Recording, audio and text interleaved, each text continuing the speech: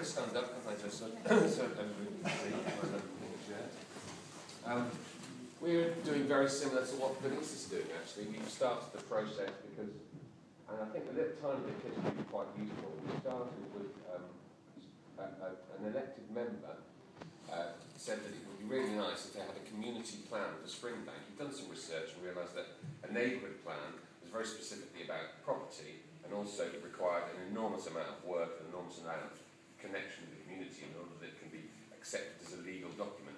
So we decided to abandon that and go for something a lot easier. Turns out it's actually not a lot easier because the community of Springbank is 6,500 people, and we've committed to make a community plan for Springbank, which obviously means that everybody who really lives there has to know about it in order that it has any kind of validity and is genuine. So that aspect of it is the overarching plan that we have for the project. We then realised that in order to do this, we need some funding. We as the Heston's Way Partnership, who I work for, who are kind of in control of the project, so to speak, already had community development workers on our books. Our particular community development worker is Celia Weir, who really should be giving you this spiel today because she's the person who's on the ground and actually doing the work with local people. I have met some local people. I haven't scared them off too much, so I have a few stories to tell about them. But ultimately, we got some money from the Olympic Legacy Fund and it allowed us to adopt, and we've tried to do it quite to the letter, the ABCD policy. So we started off with an appreciative inquiry of our local area, which we already kind of knew about anyway, because I mean, I for one have worked at Heston's Way for about 8 years, so I didn't feel that I didn't know the community at all. As I discovered, there were lots of things I didn't know, and this inquiry gave us the opportunity to find out these things. We thought we knew what connectors were, and it was when we were talking to Cormac about what it was that would characterise a connector, we realised that we knew a lot of people who were connected to a lot of people, but they weren't connectors, because they actually were barriers to some of the progress that we tried to make.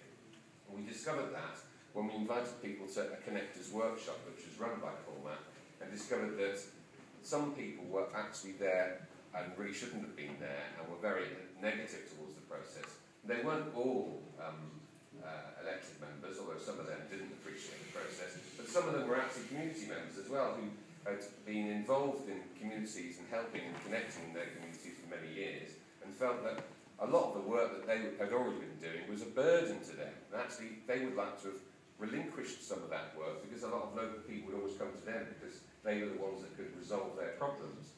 So we realised that there were sort of tensions on both sides, both from the top and the bottom.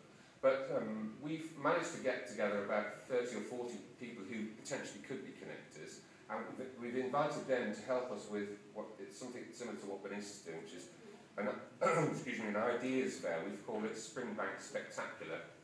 Quite how spectacular it will be, I don't know. But it's, I'm not quite sure of the motivation for the 14th of February being the date at which we're holding it. So, I don't know, Celia might have ulterior motives on that one.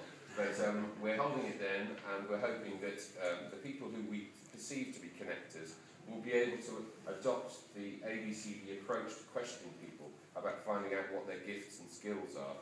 I mean, we already know what the community's deficits are, because we've done lots of work on that in the past, but we're hoping to find out from this Ideas Fair, 14th of February, what's going to go on. So that's the kind of point we're at in terms of the community. We've also established a sponsors group, which we've invited local people who we feel are going to be influential in supporting this whole process. Some people who might be negative towards the process, but others who will think, actually, we really support this, we know people in the community that you would otherwise not connect with, let's bring them to the table and let's see what can happen. So already we've got these people around. We've already made a few little interesting connections with people. Through somebody that we met, we've started a little toddlers group that person wants to start. She felt that there wasn't an opportunity to go to toddlers groups because they were all full. So she started that, and something's coming from the community with that. And there are various other examples of this sort of grassroots developments that are starting to happen. Celia, sadly, is not here. She's ill today, so she would be able to tell you lots more detail about that. But that's the process of melding the sponsors group with the community work and hoping that we then find out a whole variety of connectors and promoting their work and connecting with them. I mean, the next stage on will be that the connectors meet other connectors and those connectors need other connectors, and the process becomes hard to measure, hard to establish exactly what we've achieved by this, but also, if we wanted to control it, we wouldn't be able to, because would go beyond that. And at that point, you think, well, that's where it's been successful, but that might be the point at which you can't measure how successful it's been. So it's a kind of bit of a contradiction there as well, but that's what we're hoping to achieve.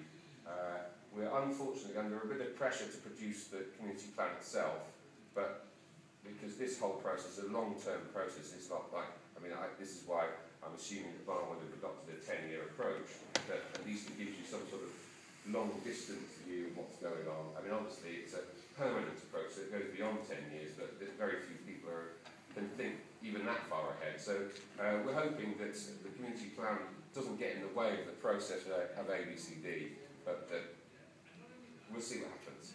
That's where we are at the moment.